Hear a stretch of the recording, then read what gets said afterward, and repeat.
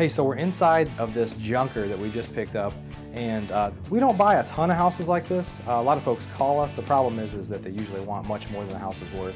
And houses that are in low-end, kind of ghetto areas like this are really not worth hardly anything to us because the repairs sometimes exceed the value. In this instance, we were to pick this up for just a few $1,000s, and we're actually going to assign it to another investor because we tend to focus on higher dollar houses for rehabs where we can add value and make money. What I can tell you is this is a house that was inherited. The house has really been vacant for several years, and they're just getting around to getting rid of it, probably received a tax bill or something like that where they want to make it go away. But if you look in here, this house is just disgusting. There's probably been some homeless people or vagrants living here on and off for years. I know for a fact that there are at least one dog living in here, like a Rottweiler that we've seen come in and out of the garage, a crack in the garage every once in a while. But if you take a look here, the kitchen is just disgusting.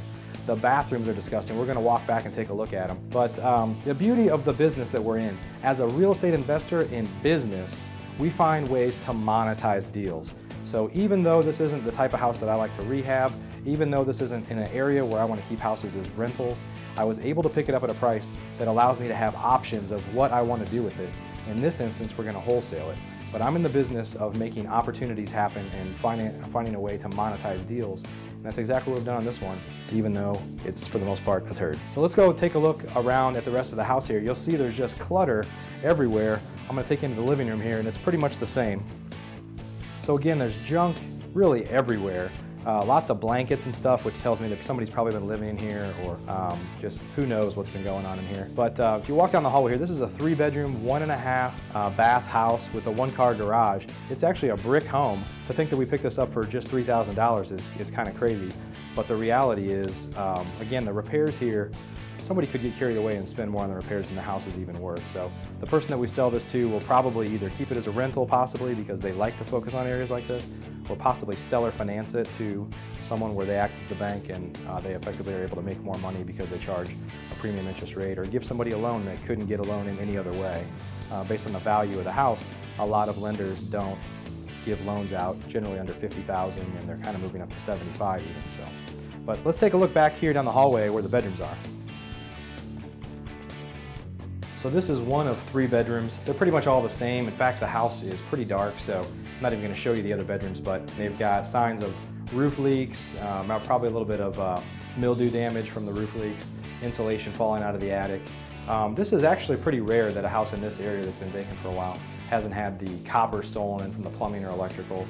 So, but generally if it's sat vacant for a while, that could have some other issues from rodents chewing on the wires and things like that. The real treat of this house, aside from the kitchen, is a bathroom where you're going to go in probably cleaner than you come out, even if you don't touch anything. So let's take a look over here at one of the 2 bathrooms. It's a beauty.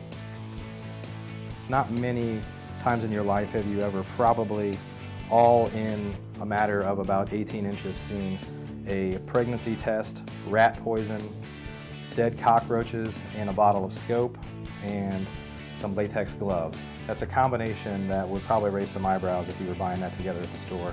But nonetheless, this is just a disgusting bathroom. So again, as a real estate investor, it's our business to try to find ways to monetize deals. I don't like being in this part of town. I don't like rehabbing houses like this. I don't want to keep rentals here because they're going to be nothing but a problem.